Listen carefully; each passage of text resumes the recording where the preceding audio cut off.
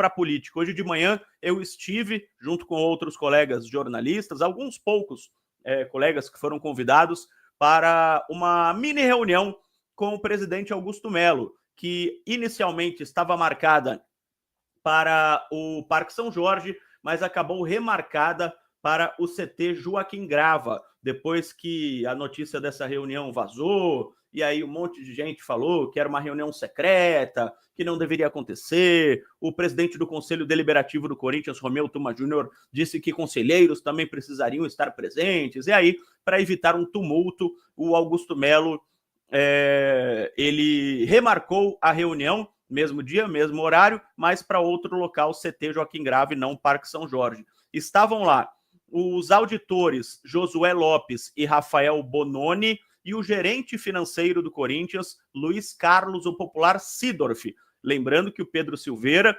era diretor de futebol do Corinthians até outro dia e por uma questão pessoal de saúde, ele pediu demissão. Então o Corinthians não tem nesse momento um diretor financeiro, por isso o gerente financeiro Sidorf foi quem fez a explanação aos jornalistas. Claro, Augusto Melo também estava lá no CT Joaquim Grava, tá? Então hoje houve essa explicação das contas corintianas, o balanço corintiano. Mas, Marco Belo, já não foram mostradas as contas? Foram, e reprovadas pelo Conselho Fiscal, pelo Comitê de Orientação e pelo Conselho Deliberativo. Mas, segundo Augusto Melo e essas pessoas que eu citei, estas contas têm erros, as que foram reprovadas, como, por exemplo, um total de 192 milhões de reais que, segundo o presidente corintiano, deveriam pertencer ao balanço de 2023, que é o último ano da gestão do Ílio Monteiro Alves. Ou seja,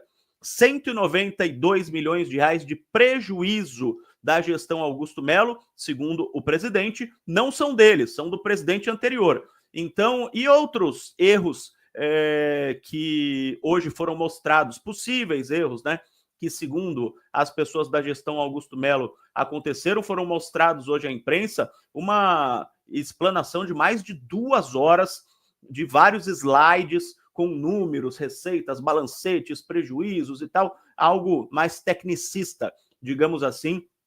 E o Augusto Melo, inclusive, negando que tenha aumentado a dívida do Corinthians em 829 milhões de reais, como disse o Core. Ele disse que, através de seu secretário de Finanças, que o aumento foi de 407 milhões de reais.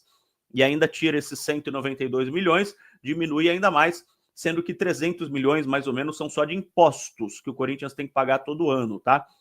E admitiu que a dívida está em 2,5 bilhões mesmo, só que ele diz, né, que não aumentou tanto na gestão dele. Enfim, o Augusto Melo vai pedir novamente, ele já pediu, já foi negado, mas vai pedir novamente, agora com a apresentação deste balanço, a reabertura das contas de 2023, que é o último ano, como eu disse, da gestão do Ílio Monteiro Alves.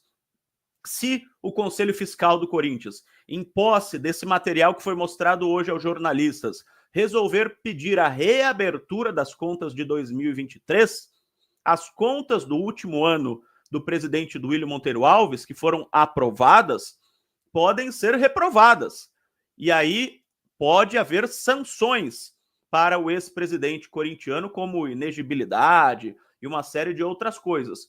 E aí as contas de 2024 do Augusto Melo teriam que ser votadas novamente, porque você parte de outro ponto. Você tirando 192 milhões de reais, você parte, né, de um outro início para fazer as contas do ano de 2024. Então você vota novamente as contas de 23 e tem que votar novamente as contas de 24. E aí o Augusto Melo pensa que assim suas contas seriam aprovadas.